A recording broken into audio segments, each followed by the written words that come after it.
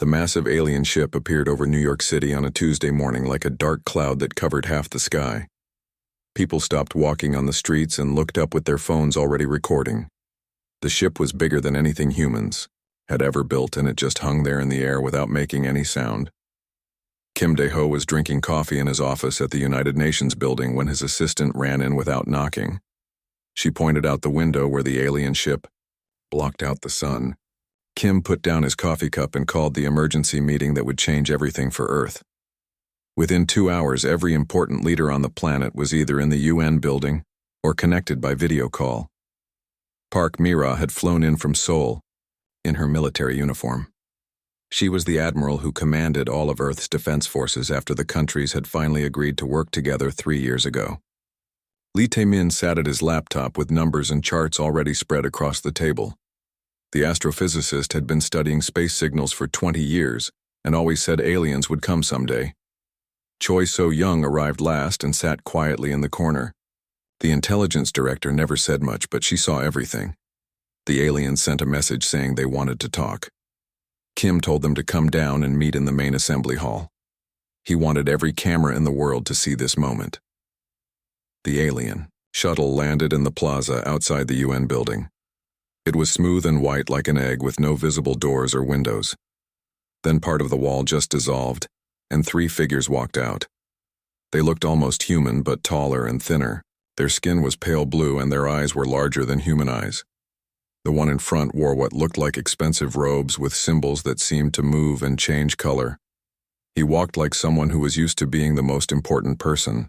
In any room, Ambassador Velthar introduced himself as he entered the assembly hall. His voice came through a small device on his chest that translated his words into perfect English. He looked around at all the humans watching him and smiled in a way that did not seem friendly. "People of Earth," he said as cameras broadcast, his words to every screen on the planet. "I bring greetings from the Kirnathi Empire and an offer that will save your world." Kim Dae-ho stood up from his seat at the front of the hall. "We welcome you to Earth, Ambassador. Please tell us about this offer." Velthar activated a device that filled the air above the assembly hall with moving pictures made of light. The pictures showed star maps with different colored areas marked across the galaxy. "Your world sits in a very dangerous place," Velthar explained as the pictures changed to show massive space battles. 3 great powers have been fighting in this region for thousands of your years. The Kirnathi Empire, the Hegemony of 6, and the Violan Confederacy all claim this space as their territory. The pictures showed planets being destroyed by weapons that turned entire worlds into dust. Ships the size of cities fought battles that lasted for decades.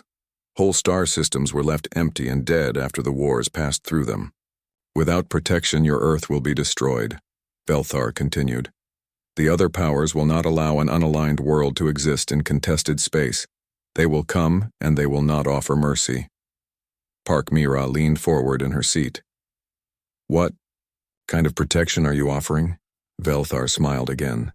"The Kirnathi Empire will extend our shield over Earth. Our fleets will guard your system. Our technology will defend your planet.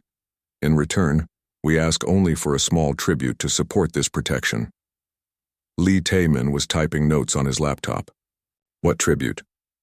30% of your world's resources each year," Velthar said like he was discussing the weather. "Exclusive mining rights to your moon and the asteroids in your system. And 10% of your population will serve in our auxiliary forces to help defend the region." The assembly hall went completely quiet. Kim Dae-ho looked around at the other world leaders on the video screens. He saw the same expression on every face. 10% of our population," Park Mira repeated slowly. "That would be almost 800 million people. They would be well treated," Velthar assured her. "They would serve for only 20 of your years before returning home. Many would choose to stay and become citizens of the Empire." Choi So-young spoke for the first time. "What happens if we refuse this offer?" Velthar's expression became serious. "Then you face the 3 powers alone. Your primitive weapons cannot harm our ships. Your world will be conquered or destroyed within days of their arrival. At least with our protection, you survive as a species." The alien ambassador looked around the hall expecting to see fear and desperation. Instead, he saw humans whispering to each other and taking notes. Some were even checking their phones. Kim Dae-ho stood up again and walked closer to where Velthar was standing. The human was shorter than the alien, but somehow he seemed to fill more space in the room. "Let me make sure I understand," Kim said with a small smile on his face. "You want us to give you 30% of everything we produce, let you strip, mine our moon, and hand over 800 million of our people. In return, you promise to protect us from these three powers that have been fighting each other for thousands of years." "That is correct," Velthar nodded. "It is a generous offer. Most worlds must give 50% of their resources." Kim looked back at Park Mira, who was studying something on her tablet. Lee Taemin was running calculations on his laptop. Choi So-young was reading a report that someone had just handed her. "And these three powers," Kim continued, "they have fleets and weapons that can destroy planets. The greatest military forces in the galaxy," Velthar confirmed proudly. Kim nodded slowly and looked around at all the humans in the hall. Then he looked back at the alien ambassador with that same small smile. "That's it?" he asked. "That's what you consider dangerous enough to require your protection?" Velthar blinked his large eyes in confusion. This was not the reaction he expected. Every other world had immediately accepted the protection offer with gratitude and relief. Some had begged for it. Park Mira looked up from her tablet. "Ambassador, could you provide technical specifications for the weapons these powers typically use? Range, yield, targeting systems?" "We need to understand the exact nature of the threat," Lee Taemin added without looking up from his screen full of numbers. Choi So-young closed her report and leaned forward. "How long have these three powers been fighting in this region? What are their usual tactics? Do they coordinate their attacks or compete with each other?" Velthar looked around the room in growing confusion. These humans were asking questions like they were planning to fight a galactic war. "You do not understand. Your species has never left your own star system. You have no weapons that can harm a starship. You cannot possibly resist the three powers." Kim Dae-ho sat back down in his chair and looked comfortable. "Ambassador, we appreciate you bringing this information to our attention. We would like some time to consider our options." "Your options?" Velthar's voice rose higher. "You have no options. You must accept our protection or face destruction." "We understand your position," Kim replied calmly, "but we prefer to make informed decisions. How long do we have before these other powers arrive?" Velthar stared at the human leader in disbelief. "I can offer this protection for one more of your months. After that, the offer expires and you face whatever comes alone." Kim stood up and extended his hand to the alien ambassador. "1 month should be enough time. Thank you for coming all this way to speak with us." Velthar looked at the offered hand but did not take it. He had never been dismissed so casually by a primitive species. "You are making a terrible mistake. When the fleets arrive, you will wish you had accepted our generous offer." "Maybe," Kim said with that same small smile. "We'll find out in a month." Bao, alien ambassador, left the assembly hall shaking his head. As his shuttle lifted off from the plaza outside, every human leader in the world was already making phone calls and sending messages. Within hours after the alien ship disappeared back into space, things started happening all over Earth that would have surprised Ambassador Velthar very much. But he was already reporting back to the Kirnathi Empire that the humans would certainly accept the protection offer once they had time to understand their hopeless situation. He was wrong about that. The news about the alien ultimatum spread across Earth faster than any story in human history. Every television channel showed the same footage of the blue-skinned ambassador explaining how 3 galactic powers wanted to destroy Earth. People watched the recording of Kim Dae-ho asking, "That's it?" And many of them smiled the same way he had. Most aliens would have expected panic and chaos. Instead, something very different happened on Earth. Yoon Jae-sung was teaching a training class to Special Forces soldiers in South Korea when he got the emergency call. Within 6 hours, he was on a plane to Geneva, where world leaders were setting up the fastest military cooperation agreement in human history. By the end of the week, Yoon was commanding rapid response teams on every continent.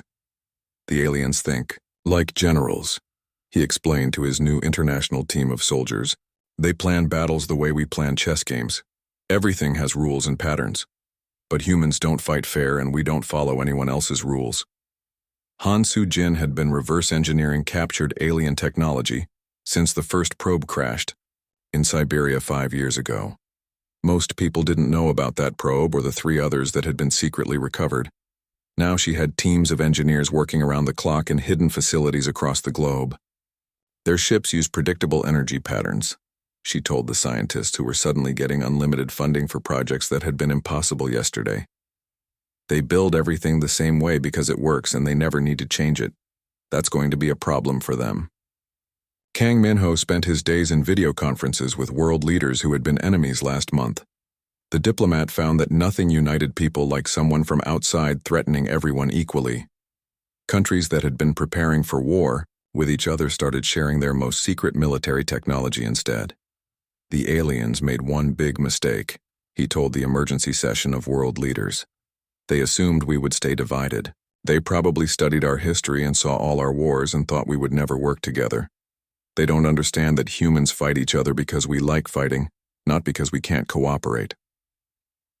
Oh Ye-jin was a specialist in psychological warfare who had spent her career studying how to break enemy morale without firing a shot. Now she was analyzing every word the alien ambassador had said and every expression on his face. They're used to species that think like they do, she reported to the Intelligence Committee. When they make an offer like this, other species probably spend months debating and arguing and showing how scared they are. Our calm reaction confused them. They don't know how to read human emotions or predict what we'll do next. The aliens had left monitoring probes in Earth's orbit to watch humanity's preparations for subjugation. The probes sent back reports that confused the Kirnathi Empire's analysts. Humans were going to work like normal. Children went to school. Sports teams played games that millions of people watched on television. Stock markets went up and down, the same way they always did. People got married and had parties and complained about traffic jams. The aliens interpreted this as primitive resignation to their fate. They had seen it before on other worlds where the population just continued their normal lives, while their leaders negotiated surrender terms. They didn't understand what they were really seeing. Lee Taemin was no longer just an astrophysicist. He had become the coordinator of the largest scientific project in human history. Every observatory and research facility on Earth was now part of a single network, studying everything they could learn about galactic warfare.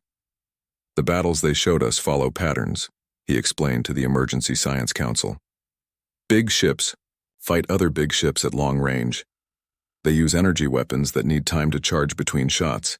They expect their enemies to line up and fight the same way they do. The alien probe data showed humans building what looked like normal infrastructure. New communication towers went up in every major city. Shipping companies expanded their cargo networks. The space agency launched more satellites than they had in the previous 10 years combined. What the probes didn't detect was that every communication tower was also a weapons targeting system. Every cargo ship was being modified to carry weapons that looked like normal freight containers. Every satellite had capabilities that weren't mentioned in any public documents. Park Mira coordinated military exercises that appeared routine to outside observers.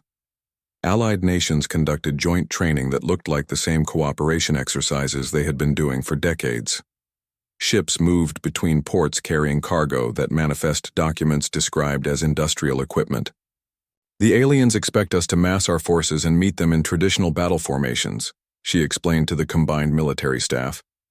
Instead, we're going to be everywhere and nowhere. When they look for our fleet, they won't find it because our fleet will be everything that floats or flies. The psychological analysis teams led by Oh Ye-jin discovered something interesting about alien behavior patterns. Species that joined galactic civilization tended to become predictable. They followed established rules for everything from trade to warfare because those rules had worked for thousands of years. They've forgotten how to adapt, Oh reported. When something unexpected happens, they don't know how to respond quickly. They have to consult their databases and follow their protocols. That gives us advantages they won't see coming. Yoon Jae-sung's rapid response teams were training with equipment that didn't appear in any military manual. Fishing boats were learning to deploy weapons that looked like nets. Civilian aircraft were practicing maneuvers that would confuse military targeting systems. Even school buses were being modified in ways that would surprise anyone who tried to disable them. The aliens probably studied our known military capabilities, Yoon told his team leaders. They know about our tanks and jets and missiles, but they don't know that humans can turn anything into a weapon when we need to. Han Soo-jin's engineering teams had made breakthroughs that surprised even her. The alien technology was advanced, but it was also standardized in ways that created vulnerabilities. Every ship used the same power systems. Every weapon used the same targeting protocols. Every communication system used the same frequencies. It's like they built everything to work perfectly with everything else, she explained to the technical teams. But that means if you know how to disrupt one system, you can disrupt all of them. The alien monitoring probes detected unusual energy, signatures from Earth, but classified them as primitive industrial activity. The signatures were actually from weapons tests and shield generators and communication systems that used principles the aliens had never encountered. Kang Min-ho had achieved something diplomats said was impossible. Every nuclear weapon on Earth was now under unified command. Every intelligence agency was sharing information completely. Every military force was coordinated as part of a single defense network. We're not just cooperating, he reported to Kim Dae-ho. We're thinking like a single organism for the first time in human history. That's something the aliens have probably never seen before. The month deadline was approaching, and Ambassador Velthar sent another message to Earth. He offered to extend the protection agreement and even reduce the tribute requirements because he assumed the humans had realized their hopeless position. Kim Dae-ho sent back a polite reply thanking the ambassador for his concern and confirming that humanity would give its final answer when the deadline arrived. What Kim didn't mention was that Earth's final answer was already being loaded onto ships and aircraft and spacecraft all over the planet. The answer was written in weapons that could turn asteroids into kinetic projectiles and communication systems that could hack alien networks and defensive positions that turned every human settlement into a fortress. Oh Ye-jin had spent the month studying not just alien psychology but human psychology too. She realized something that would have terrified the aliens if they had understood it. Humans are predators, she explained to the final strategy meeting. We evolved as hunters who worked in groups to kill things bigger and stronger than we are. Every other species the aliens have encountered probably evolved as prey animals or herd animals or something else peaceful. They don't understand what predators do when something threatens their territory. The alien probes continued sending reports about normal human activity right up until the day before the deadline. The last report described humans going about their daily routines with no apparent concern about the approaching galactic fleets. The aliens saw this as confirmation that humanity had accepted its fate and would surrender quickly when the real ships arrived. They began positioning their fleets for what they expected would be a simple occupation of a primitive world. They were about to learn what humans meant when they said they preferred to make informed decisions. The deadline was tomorrow, and Earth was ready for visitors. The 3 galactic fleets arrived in Earth's solar system on the same day, like they had planned it that way. Each fleet was bigger than anything humans had ever imagined, with ships that stretched for kilometers and carried enough firepower to crack planets. The Kirnathi Empire fleet came from the direction of Jupiter with Ambassador Velthar's ship, leading a formation of sleek vessels that gleamed like silver in the sunlight. The hegemony of 6 approached from beyond Mars with dark, angular ships that looked like they were built for war. The Velan Confederacy emerged from behind the moon, with organic-looking vessels that seemed to grow rather than being constructed.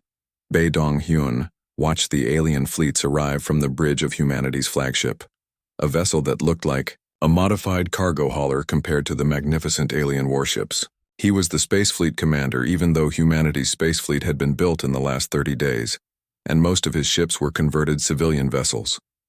3 different fleets, he reported to Earth Command. Each one could probably destroy our planet by itself. Good thing we're not planning to fight them the way they expect. SCO Hee-won was coordinating communications from a facility that had been a shopping mall last month. The communications officer had screens showing every human ship, aircraft, and ground position across the solar system. Her job was to make sure everyone knew what everyone else was doing when the chaos started. "All units report ready," she announced to the global command network. "Operation Dirty Fighting is go." Lim Gite had spent the month turning civilian, manufacturing into weapons production that would have impressed any alien engineer if they had understood what they were seeing. The weapons specialist had created systems that used principles no galactic civilization had ever needed to develop. "Weapons are charged and ready," he reported from his position at what used to be an automobile factory. The aliens are about to learn why humans invented the phrase, "fighting dirty." Jung Eunbi was the strategic analyst who had figured out how to coordinate a defense that would confuse every alien tactical computer in the three fleets. Her plan required thousands of separate actions to happen in perfect timing across multiple star systems. "All pieces are in position," she confirmed to the command staff. "When they make their move, we'll show them what humans do to uninvited guests." The alien fleets positioned themselves in a triangle around Earth, with each fleet staying carefully out of the other's weapons range. They began broadcasting messages that were received by every communication device on the planet. Admiral Zinth of the Hegemony of Six spoke first. His voice was deeper than Velthar's and carried the authority of someone used to being feared. "Primitive humans, the Hegemony claims this system. Surrender now and serve us or be destroyed." Commander Velkira of the Valen Confederacy had a musical voice that might have been beautiful if not for the threat it carried. "The Confederacy offers protection to Earth. Submit to our guidance and live in peace under our rule." Ambassador Velthar's voice came last, sounding annoyed that the other powers had dared to make offers to his chosen prey. "The Kirnathi Empire made the first and most generous offer to these humans. Earth will accept our protection, or face the consequences of refusing all three powers." The three fleets began what they considered an impressive display of power, designed to terrify any primitive species into immediate surrender. They destroyed several large asteroids with weapons that turned solid rock into glowing dust. They flew in formations that had made other species surrender before the first shot was fired. They broadcast the destruction of other worlds that had refused their generous offers. Kim Dae-ho responded from the United Nations building with a message that was transmitted to all three fleets simultaneously. He stood at the same podium where he had first met Ambassador Velthar and looked as calm as if he was discussing the weather. "We thank all three powers for their interest in Earth," he said with the same small smile he had shown the ambassador. "After careful consideration, we have decided to decline all offers of protection." The alien commanders were stunned. No species had ever refused all three powers simultaneously. Without choosing a protector, Earth was declaring itself an enemy of every major force in the region. Admiral Zinth recovered first and broadcast a response that reached every human on the planet. "You cannot survive without protection. Choose now, or we will choose for you." Kim's response was immediate. "You misunderstand our position. We're not choosing because we don't need protection from you." Commander Velkira's musical voice carried a note of disbelief. "Your primitive weapons cannot harm our ships. Your world has no defenses that could stop even one of our fleets." "That's what we wanted you to think," Kim replied. The alien fleets began their standard intimidation protocol. Each fleet moved closer to Earth in a pattern designed to demonstrate overwhelming superiority, while offering one final chance for surrender. This approach had worked on every other world in galactic history. Bai Donghyun gave the signal that started humanity's response. "All units execute Operation Dirty Fighting. Show our guests how humans say hello." What happened next confused every alien tactical computer in the three fleets. Earth's defenses didn't activate in any recognizable pattern. Instead of military installations powering up weapons, the aliens detected energy signatures from locations that made no sense. Shopping malls were generating power levels that should have been impossible. Office buildings were broadcasting targeting information. Parking garages were launching objects that weren't showing up as missiles on any scanner. SEO Haiwan coordinated the chaos from her converted shopping mall command center. "Phase 1 is active. All civilian infrastructure is now military infrastructure. Let's see them try to target that. The alien fleets discovered that humanity had weaponized everything. Communication satellites that had been broadcasting television shows last week were now jamming alien sensors. Cargo ships that had been carrying consumer goods were launching kinetic projectiles that moved faster than the aliens thought primitive technology could achieve. Lim Gitai's weapons came online all across the solar system. The aliens realized that humans had been building defenses disguised as normal infrastructure for the entire month.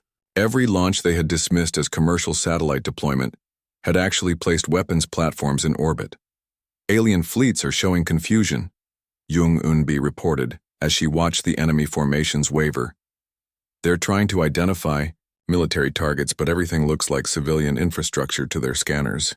The aliens began their attack patterns but immediately encountered problems their tactical systems weren't designed to handle. Earth's defense network didn't follow any known doctrine. Instead of protecting strategic locations, human weapons seemed to be everywhere and nowhere at the same time. Admiral Zinth tried to target what appeared to be Earth's command center, only to discover that the signals were coming from thousands of different locations simultaneously. Commander Valkyra attempted to disable Earth's communications and found that humans were using systems that didn't match any known technology. Ambassador Velthar ordered his fleet to demonstrate their power by destroying a major city, and discovered that the cities were protected by shields that hadn't been there an hour earlier. How are they generating this much power? Velthar demanded of his technical staff. Their entire planet's energy output shouldn't be able to run systems like this. His chief engineer studied the readings and shook his head. They're using principles we don't recognize. It's like they invented completely different approaches to the same problems we solved long ago. The three alien fleets found themselves in a battle unlike anything in their databases. The humans weren't following any rules of civilized warfare. They weren't even trying to fight fair.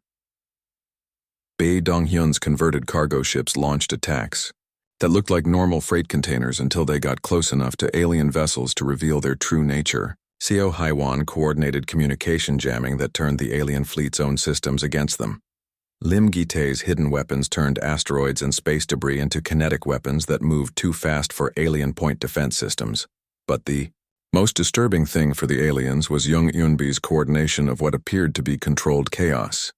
Every time they adapted to one human tactic, three more appeared that seemed completely unrelated to anything they had seen before. They're not fighting us, Commander Valkyra reported to the other fleet commanders. They're hunting us.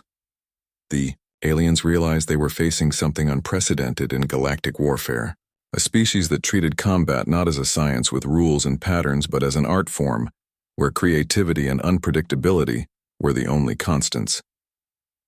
The three fleets began to retreat to safe distances to regroup and analyze what had just happened. But they discovered that safe distances didn't exist because humans had apparently been preparing for this exact scenario across the entire solar system. Earth Command, Bae Donghyun reported with satisfaction. Alien fleets are withdrawing. Phase 1 complete. Beginning Phase 2 pursuit operations. The aliens were about to learn that humans had studied their month of preparation time very carefully and had prepared surprises that extended far beyond Earth's orbit. The three alien fleets retreated to what their commanders thought were safe positions beyond the orbit of Mars. They needed time to analyze what had just happened and figure out how a primitive species had managed to damage ships that were supposed to be invulnerable to anything Earth could produce. Admiral Zinth studied the battle reports on his flagship, while his technical staff tried to understand how human weapons had penetrated their shields. These readings make no sense, he told his officers. Their projectiles were moving at velocities that should require antimatter propulsion, but we detected no antimatter signatures. Commander Valkyra was having similar problems understanding the human attack patterns. They used our own communication frequencies against us, she reported to her fleet. Somehow they learned our protocols and turned our coordination systems into weapons. Ambassador Velthar was the most confused because he had studied human technology during his month on Earth and seen nothing that could threaten a galactic warship. They were primitives last month, he insisted to his staff. They had barely reached their own moon. How did they build weapons that could damage our armor? What the aliens didn't know was that humanity's real preparations were just beginning to show themselves. Nam Woo-jin led the first wave of human pursuit fighters that emerged from hidden bases throughout the solar system. The ace pilot flew a craft that looked like a modified mining ship, but moved like nothing the aliens had ever encountered. "Pursuit squadrons are launching," he reported to command, as hundreds of ships that had been disguised as civilian craft revealed their true nature. Time to show these visitors that humans don't like uninvited guests. Kim Hae-rin had spent the month learning everything possible about alien communication systems from the monitoring probes they had left in Earth's orbit. The cyber warfare specialist had cracked their encryption and learned to speak their electronic languages better than they did. "I'm inside their networks," she announced to the Technical Warfare Division, initiating confusion protocols. "Let's see how well they coordinate when they can't trust their own computers." The alien fleets discovered that their retreat had accomplished nothing except to reveal more human capabilities. The ships pursuing them weren't using any technology that appeared in galactic databases. They moved in ways that violated several basic principles of spaceflight and attacked with weapons that seemed to ignore the laws of physics. Park Seong-ho commanded ground forces that the aliens hadn't even known existed. When the alien fleet sent landing parties to secure what they thought were isolated human settlements, they found that every human settlement was actually a fortress that had been preparing for exactly this scenario. "Landing parties are being neutralized," he reported as alien troops discovered that human civilians had been training for urban warfare their entire lives. "Apparently, our guests didn't study human history very carefully, or they would know we've been fighting wars longer than their species has existed." The aliens tried to adapt their tactics, but discovered that adaptation was exactly what humans had been counting on. Every time they changed their approach, the humans had already prepared responses to the new tactics. Lee Da-yoon coordinated research teams that analyzed alien weapons and defenses in real time during the battle. The research director had set up a system that let human forces adapt faster than any galactic military had ever managed. "Target analysis complete," she announced as her teams finished studying captured alien equipment. "Uploading countermeasures to all combat units. The aliens built everything to work the same way, which means once you know how to beat one ship, you can beat them all." Nam Woo-jin's pursuit squadrons were demonstrating exactly what Lee meant. The modified civilian craft were taking apart alien warships using tactics that no galactic commander had ever encountered. They didn't fight like military units, but like predators hunting prey that was bigger, but slower and more predictable than they were. "These aren't dogfights," Nam reported as he watched his pilots systematically disable alien vessels. "This is just target practice with moving targets." Kim Hae-rin's cyber attacks were causing chaos throughout the alien fleets. She had learned to mimic their communication protocols so well that alien ships were receiving contradictory orders that appeared to come from their own commanders. "I'm broadcasting false retreat orders to the hegemony fleet and false attack orders to the Confederacy ships," she reported with satisfaction. "In about 10 minutes, they're going to start shooting at each other instead of us." The psychological warfare was working better than Oh Ye-jin had predicted. The aliens were used to fighting enemies that followed the same basic patterns they did. When faced with completely unpredictable tactics, their command structures started to break down. Park Seong-ho's ground forces had turned every engagement with alien landing parties into a lesson about why humans had survived as a species for so long. The aliens discovered that human civilians had been preparing for ground combat while appearing to go about normal daily activities. "The aliens probably studied our history," Park explained to his officers as they watched alien troops surrender after encountering human tactics. "But they didn't understand what they were looking at. They saw wars and conflict and thought we were primitive. They didn't realize they were looking at a species that had turned warfare into an art form." Lee Da-eun's real-time analysis was providing human forces with information faster than the aliens could process it themselves. Her research teams had figured out alien weaknesses before the aliens even knew they had been attacked. "Every alien ship uses the same basic systems," she reported to the command network. "Same power sources, same shields, same weapons, same communication protocols. They built everything to be compatible and standardized. That makes them efficient, but it also makes them predictable. The alien fleets were discovering that their retreat had only delayed the inevitable. Human forces were pursuing them with weapons and tactics that seemed to violate everything the galactic powers knew about warfare. Worse yet, the humans were adapting and improving their attacks faster than the aliens could respond. Admiral Zinth tried to rally his fleet for a coordinated counterattack only to discover that half his ships were receiving orders that contradicted his commands. Commander Valkyra attempted to withdraw her forces to a safe distance and found that there were no safe distances because human weapons had ranges that shouldn't have been possible with primitive technology. Ambassador Velthar made the mistake of sending a message to Earth demanding that the humans surrender before they forced the aliens to use their most powerful weapons. Kim Dae-ho's response was broadcast to all three fleets. "Ambassador," Kim said with that same calm smile, "you still don't understand. We're not trying to defeat you. We're teaching you why it was a mistake to threaten Earth." The human pursuit forces demonstrated exactly what Kim meant. They weren't just winning battles against superior alien technology. They were systematically taking apart the alien fleets like mechanics, disassembling engines to see how they worked. Nam Woo-jin's pilots were capturing intact alien ships instead of destroying them. Kim Hae-rin's cyber teams were downloading complete alien databases instead of just disrupting their communications. Park Seong-ho's ground forces were taking alien prisoners instead of eliminating them. "We're not at war," Lee Da-yoon explained to the research teams. "This is a learning exercise. The aliens came here to teach us about galactic power.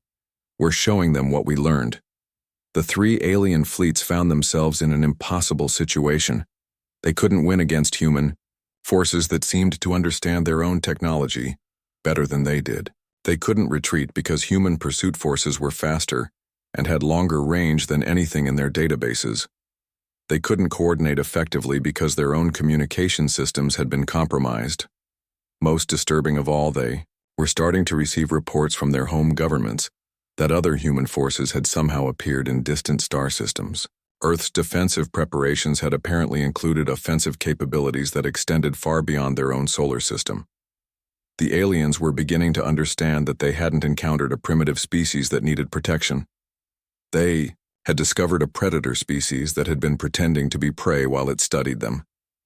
Admiral Zinth sent a desperate message to his home fleet, requesting immediate reinforcements.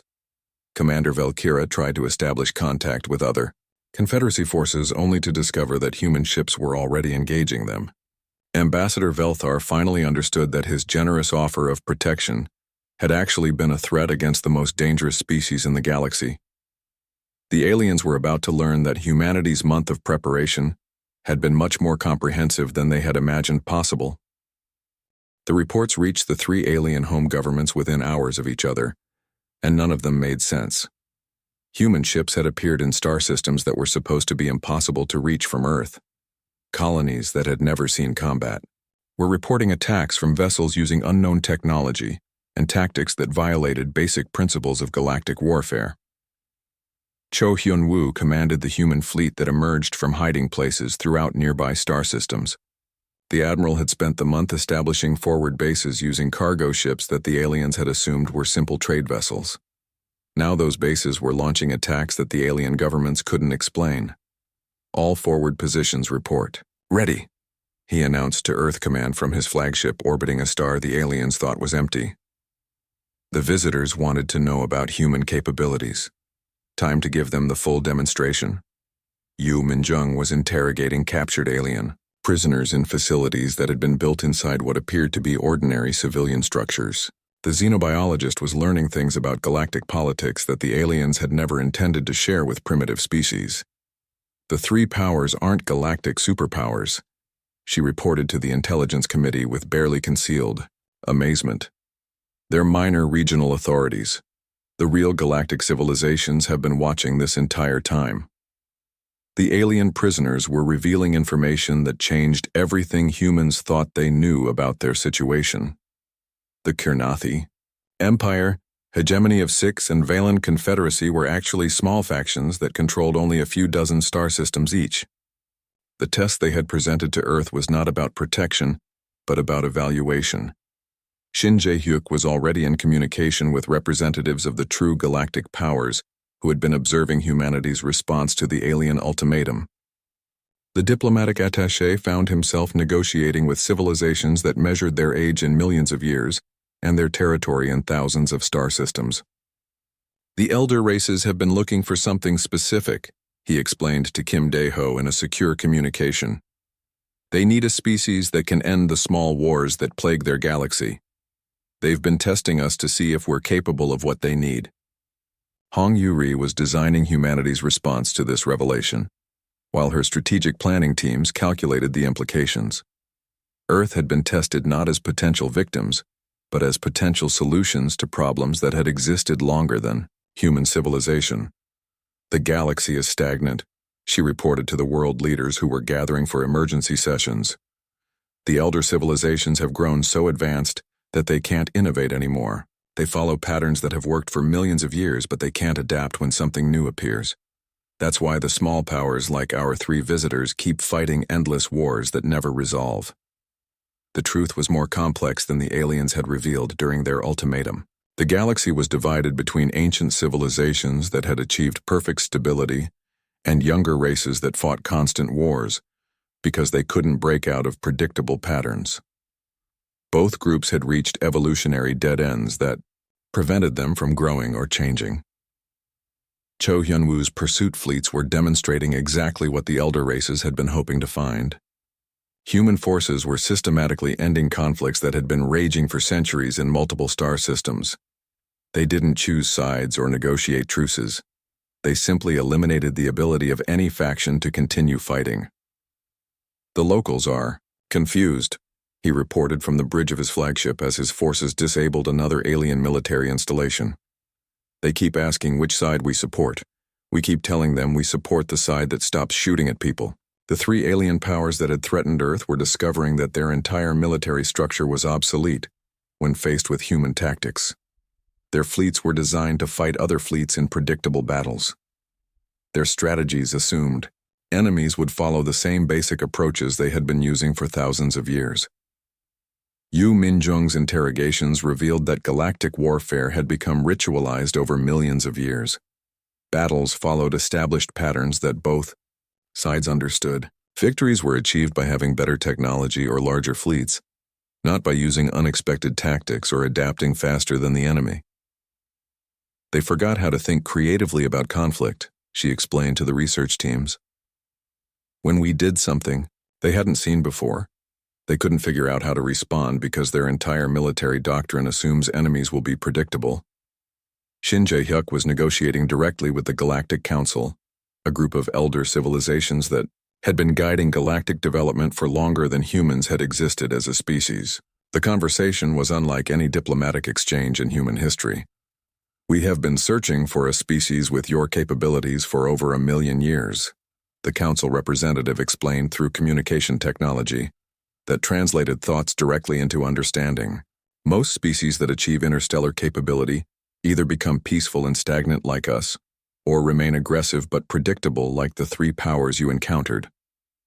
Hong Yuri was calculating the implications of humanity's new position in galactic politics while her teams designed response strategies for scenarios that had never existed before. Earth was being offered a role that no species had ever been qualified to fill. They want us to be galactic peacekeepers, she reported to the Emergency World Leadership Council. But not peacekeepers in the way we usually think about it.